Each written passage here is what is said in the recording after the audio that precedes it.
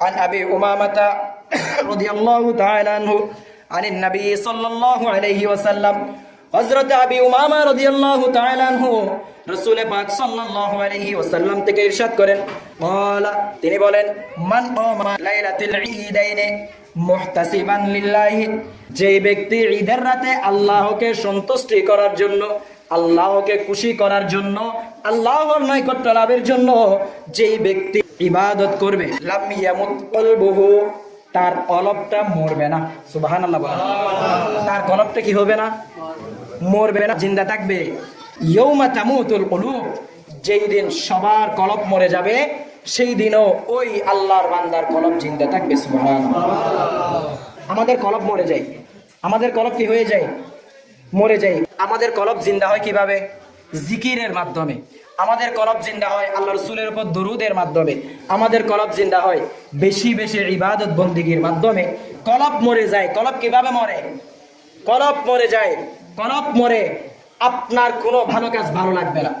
আজান হলে ভালো লাগবে না ফজরের আজান হলে আপনার বিরক্ত লাগবে ফজরের আজান হলে আপনার ঘুমে ডিস্টার্ব হবে জোহরের আজান হলে আপনার কাজে বিরক্ত হবেন আপনি আসরের আজানে আপনার রেস্টে আপনি বিরক্ত হবেন মাগরিবের আজানে আপনি আপনার আড্ডায় আপনার গল্পে আপনি বিরক্ত হবেন এশারের আজানে আপনি আপনার চায়ের দোকানে বসে আড্ডা দেওয়া আপনি বিরক্ত হবেন সমস্ত কাজে আপনি বিরক্ত হবেন আজান হলে আপনি বিরক্ত হবেন কোরআন তেলাওয়াত হলে আপনি বিরক্ত হবেন ভালো কথা আপনার ভালো লাগবে না ভালো ওয়াজ নসিহত শুনলে কোরআন হাদিসের আলোচনা শুনলে আপনার খারাপ লাগবে আপনার মাইন্ডে লাগবে আপনার কান জ্বালাপোড়া করবে আপনার কলব জ্বালাপোড়া করবে আপনার খারাপ লাগবে এটাই হচ্ছে কলব মরে যাওয়া এটাই কি এটাই হচ্ছে কলব মরে যাওয়া আমাদের কলব মরে যায় আমরা বুঝি না আমরা নামাজ পড়ি না নামাজের তাগিদ দিলে কেউ আমাদের খারাপ লাগে আমরা সুদ খাই আমাদেরকে যদি কেউ মানা করে ভাই সুদ খাইয়েন না জঘন্য একটা খারাপ কাজ আপনার খারাপ লাগবে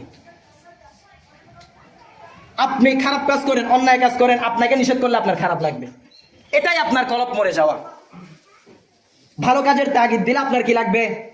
খারাপ লাগবে আমরা দিনের পর দিন নামাজ পড়ি না আমাদের সেটা কোনো খবর নাই আমাদের মনে কোনো বিন্দুমাত্র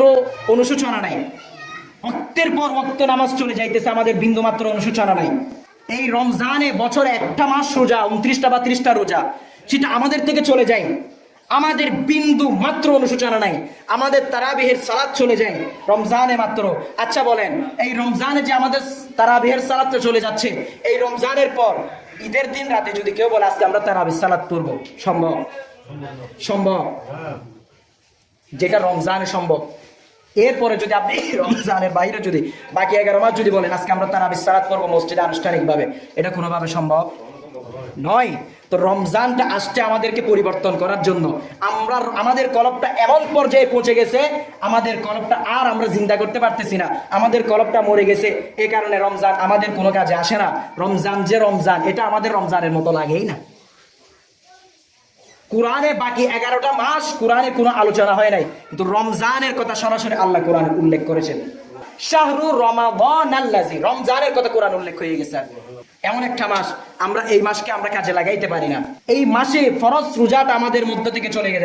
চলে যাচ্ছে আমরা ফরজ রোজাটা আদায় করি না আমরা রোজা আদায় করি না আমরা কেমন বেহাইয়া মানুষ চিন্তা করেন কেমন বেলাস কেমন নির্লজ্জ মানুষ আমি রোজা রাখি না আবার বলে আমি রোজা রাখি না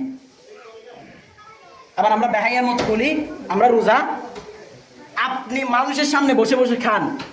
আপনি না খেলে আপনি মানুষকে বলেন ভাই আমি রোজা রাখি না আমি আপনার সাথে কিভাবে ইফতারি করবো আমি রোজা রাখিনি বা কোনো প্রসঙ্গ ক্ষেত্রে রোজা রাখি নাই আজকে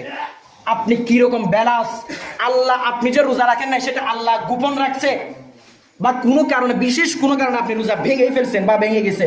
আল্লাহ সেটা আপনার গোপনই রাখছে কিন্তু আপনি আপনার আল্লাহর সে গোপনটা আপনি ওপেন করে দিচ্ছেন করি না আমরা রোজা রাখি না আমরা আবার দোকান পাটে গিয়ে আড্ডা মারি আমি রোজা রাখি নাই আজকে আপনাকে ইফতারি খাইতে কেউ ডাকলে ভাই আমি রোজা রাখি নাই আপনি আবার সেটা পাবলিশ করেন মানুষকে বলেন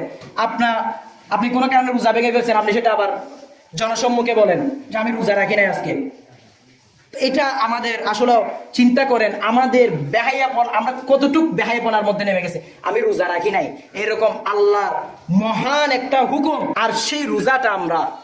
পালন করছি না আমরা আবার বেহাইয়ার মতো আমরা আবার এটা বলে বেড়াই আমরা আবার সবাইকে বাকিদেরকে সাক্ষী বানাই আমরা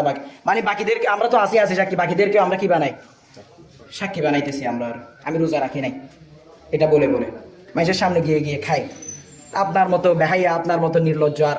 কয়জনই আছে বলা যায় মুসলিম সমাজের মধ্যে। এরপরে তারাবির মধ্যে আসেন, তারাবির মধ্যে দেখা যায় তারাবি চলে মসজিদে, আমরা দোকানপাটে বসে বসে আড্ডা দিই, রাস্তাঘাটে বসে থাকি, তারাবির নামাজ পড়ি না আমরা। আমাদের জন্য দুঃখের বিষয় না এগুলা। তারাবি একটু লেট হলে, একটু 19-20 হয়ে গেলে, 2-4 মিনিট 5 মিনিট একটু এদিক সেদিক হয়ে গেলে মসজিদে আর মুসল্লি নাই পরের দিন। এই তারাবি তো আমরা রমজান চলে গেলে মাথা ফাটাইলে আমরা পাবো। কালকের তারাবিটা আমরা পড়ছি না? গতকালকের তারাবিটা, আজকের রাতের তারাবিটা আমরা পড়তে পারবো? কোন আল্লাহর বান্দা বুকে হাত দিয়ে বলতে পারবেন সম্ভব? চাইলেও সম্ভব না। কত রোজা, অনেকেই রমজান, অনেকেই ছিল, এই রমজান আমাদের থেকে বিদায় নিচ্ছে। এরকম লক্ষ লক্ষ মানুষ আছে পৃথিবীতে। আমাদের নসিবে যে আছে, আমাদের তাকদীরে যে আছে, এটাই তো আল্লাহর কাছে শুকরিয়া। এই রমজানের রোজা হয়তো আমাদের জন্য নাজাতের উসিলা হতে পারে। সুবহানাল্লাহ। হাদিসের মধ্যে আছে ঈদের দিন 30টা রোজা, পুরা রমজান মাসের রোজা যেই ব্যক্তি নিখুঁতভাবে পালন করবে, অনিচ্ছাকৃতভাবে ভুল ত্রুটি হলে সেটা ভিন্ন বিষয়, ইচ্ছা করে কোনো ভুল করে নাই, রমজানের সমস্ত রোজা পালন করে, ঈদের দিন সকালে আল্লাহর ফেরেশতারা ডেকে ডেকে বলে, হে আল্লাহর বান্দারা, কারা আছো চলে আসো, আজকে আল্লাহ সমস্ত রোজাদারদেরকে জিন্দেগির সমস্ত গুনাহগুলো ক্ষমা করে দিবেন। সুবহানাল্লাহ। আর রমজানের প্রথম রাতে আল্লাহর ফেরেশতারা ডেকে ডেকে বলে, হে আল্লাহর বান্দারা, আজকে যারা রোজা রাখবে, যারা রমজানের রোজা পালন করবে, সমস্ত রোজাদারদেরকে অতীতের গত 11 মাসের যে গুনাহগুলো করেছে সমস্ত গুনাহ আল্লাহ আজকে ক্ষমা করে দিবে। সুবহানাল্লাহ। তাহলে রমজানের রোজা আমাদের জন্য সব দিকেই ফায়দা, কিন্তু আমরা ফায়দা লুটতে পারতেছি না। এটা আমাদের